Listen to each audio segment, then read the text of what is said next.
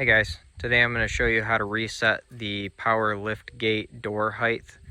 If this video is helpful, can you smash that thumbs up button and leave a comment down below for the YouTube algorithm? Really helps out a lot. So first thing we need to do is just come back here and open our trunk.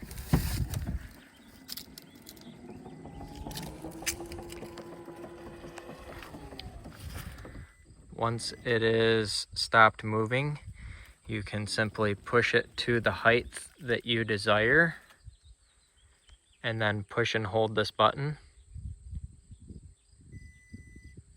After it makes that chime, the door height is reset, so we can shut it.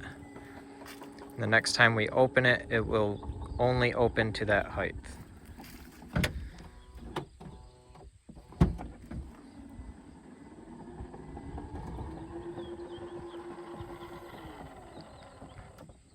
If you want it to be lower, push and hold. There's the chime. We can shut it. The next time we open it,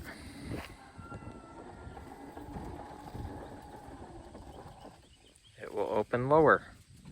So I hope you found this video helpful. If you did, smash that thumbs up button, leave a comment down below for the YouTube algorithm. Thank you for watching and have a good one.